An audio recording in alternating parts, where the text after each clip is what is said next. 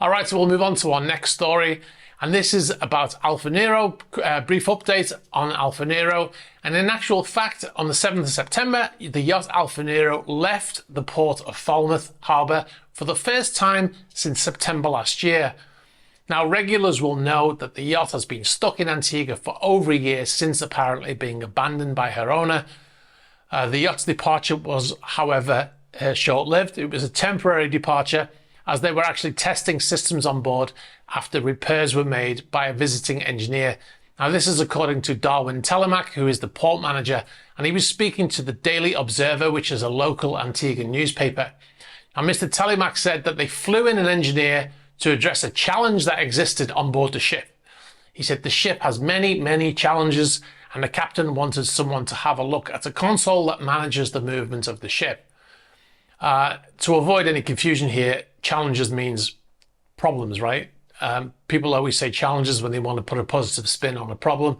Now, any yacht that's been sat for that amount of time without the correct amount of crew and without the money to be able to repair things is going to have issues. It's not anything that's not anything that would be unusual. However, in April this year, when we did a story that said that they were bringing in engineers to look at equipment on board, Mr. Telemac told us the yacht was in perfect condition. In an interview with another local news channel, ABS Television and Radio, on the 30th of April, Mr. Telemac said, in an attempt to refute our story we did about the yacht having people on board because of technical issues, he said this. He said, a full inspection conducted on Alphano recently showed there are neither mechanical nor technical challenges with the vessel. That's a quote from him in that article. And he actually sent the article to us because he was trying to say that our article was not true and he was the real truth.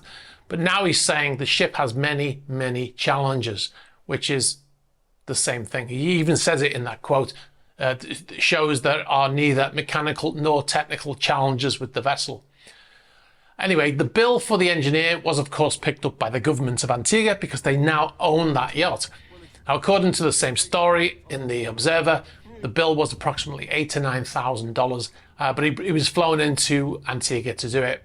Now, why are they moving the yacht?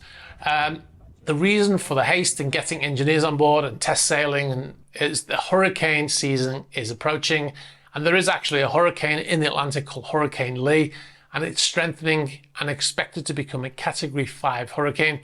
So there are concerns for the yacht's seaworthiness. They want to make sure that they can move it if they have to. Now, Alphano last left her mooring in Antigua that we're aware of on the 16th of September 2022 when she went to Queen's Beach on the west side of the island. And this was for similar reasons, because of bad weather. Now, the last time she went out, we tracked the vessel because she had a working AIS system, but this time she left without turning her AIS on, or perhaps this is one of the many challenges the yacht currently has, because they didn't have any AIS broadcasting for this trip when they went out, which is, a requirement in international maritime law. Like I said, it's quite possible they've got a problem with the AIS, but it was working right up until 2.5 months ago when it was apparently turned off or ceased functioning. And as you can see from the screen grab here from Marine Traffic, it has not broadcasted its location for 2.5 months.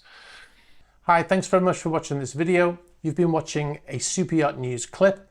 If you'd like to see the full unedited Super Yacht News video, you can click on the link over here. You can also find our channel links below here. And if you'd like to see more shorter videos like this one, be sure to subscribe to this channel.